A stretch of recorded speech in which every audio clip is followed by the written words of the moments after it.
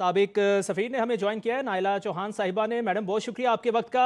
Iran के operation वादे सादिक सोम ने इसराइल को हिलाकर रख दिया है, तो मैडम ये जंग अब रुकती हुई आपको दिखाई दे रही है कि नहीं?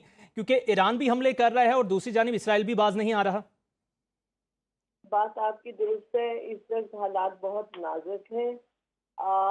इसराइल की कोशिश है और वो मेरे ख्याल में गर्ब के जो ममालिक हैं उनसे उसे बेसिक अप्रूवल भी है कि अगर वो ईरान की न्यूक्लियर और एनर्जी बेस को ख़त्म कर दे तो फिर ईरान खड़ा नहीं हो सकता और गर्ब के लिए आसान होगा उसको मैनिपुलेट करना।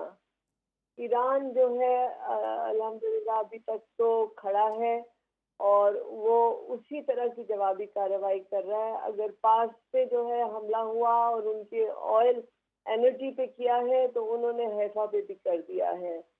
तो पहले तल अवीव और हेब्रोन पे था, अब हैफा पे भी है। इजराइल का जहाज भी कुछ मारे गए हैं, सुना है कि शायद पायलट भी उनके पकड़े गए हैं। ये मुझे कंफर्म न्यूज़ नहीं है, ये तो मैं मीडिया से भी जो सुन रही हूँ उसी की बात कर रही हूँ।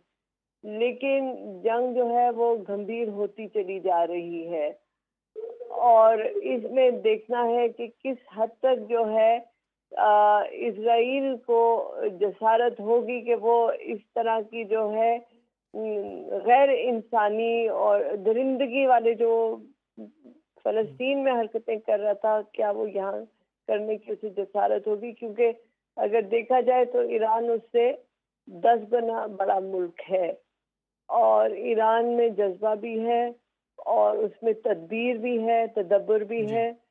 तो मुझे उम्मीद है कि ये तदब्बर और तदबीर से मसला हल हो जाए बजाय जंग मजीद बढ़े, क्योंकि उसमें नुकसानात बहुत ज़्यादा ईरान के भी हो सकते हैं।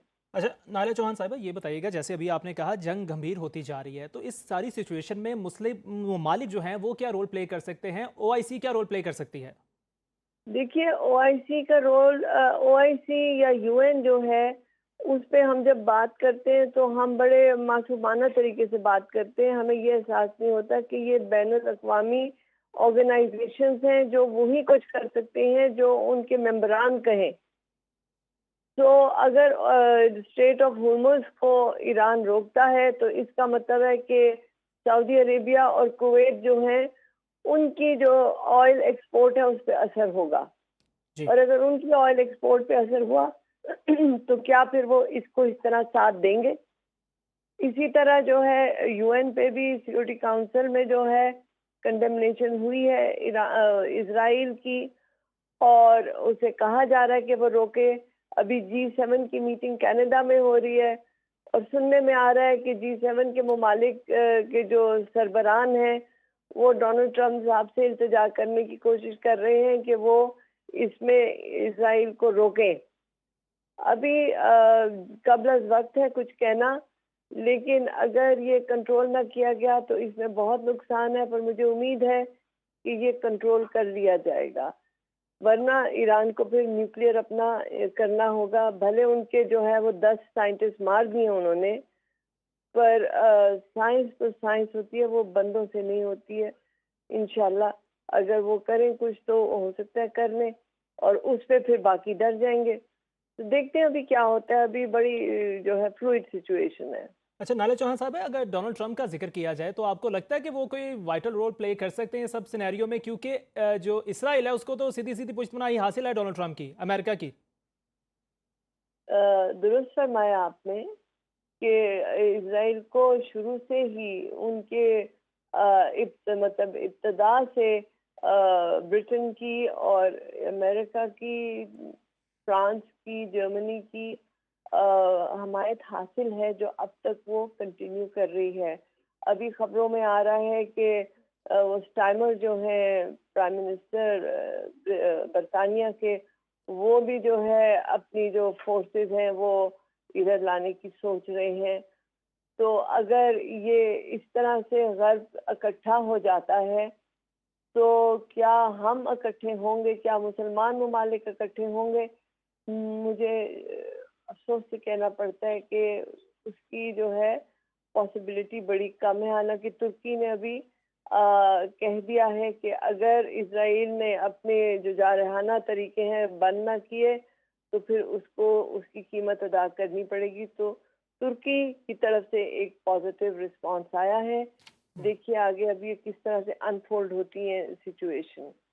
اچھا، آپ کو یہ نہیں لگتا کہ ایران کو اندرونی خطرات زیادہ لاحق ہیں بجائے اسرائیل کے؟ کیونکہ اسرائیل کے لیے جاسوسی کے الزام میں ایران سے 5 افراد گرفتار ہوئے ہیں، اور اگر حملوں کی بات کی جائے تو مین کمانڈرز ان کے شہید ہو چکے ہیں اور ایٹمی سائنسدانوں کو بھی نشانہ بنایا گیا ہے.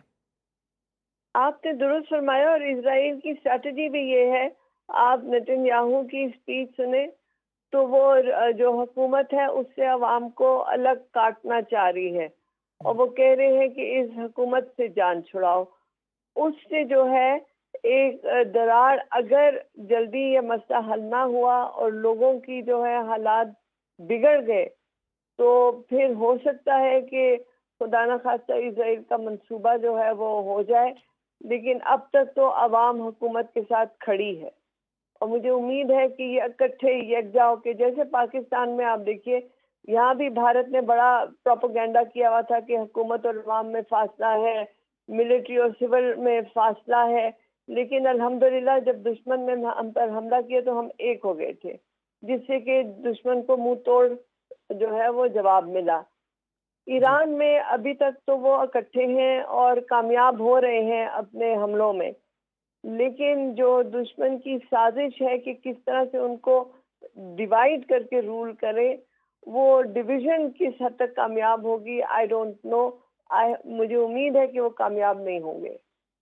اچھا میڈم، جب فلسطین کا بھی ایشو تھا تو اسرائیل کی جانب سے تو بار بار قراردادیں جمع کرائی گئی، لیکن امریکہ نے بار بار ویٹو کیا فلسطین کی دفعہ بھی. تو آپ کو لگتا ہے اگر قرارداد دوبارہ جائے، اگر بات کی جائے یو این سے، تو ویٹو نہیں ہوگا اور یہ جنگ بندی کی طرف جائیں گے؟ پہ ڈیپینڈ کرتے کہ وہ جو ریزولوشن ہے اس کی ڈرافٹنگ کس طرح سے ہے، کیونکہ لاسٹ ٹائم جو ریزولوشن ہوئی تھی اس میں حماس کا لفظ استعمال کیا گیا تھا، تو اس پہ امریکہ کو اعتراض تھا، اس لیے انہوں نے ویٹو کر دیا. ادھر حماس کی بات تو ہو نہیں رہی، ادھر تو اسرائیل کی جہاریت بالکل جسے کہتے ہیں نا برہنہ جہاریت ہو رہی ہے.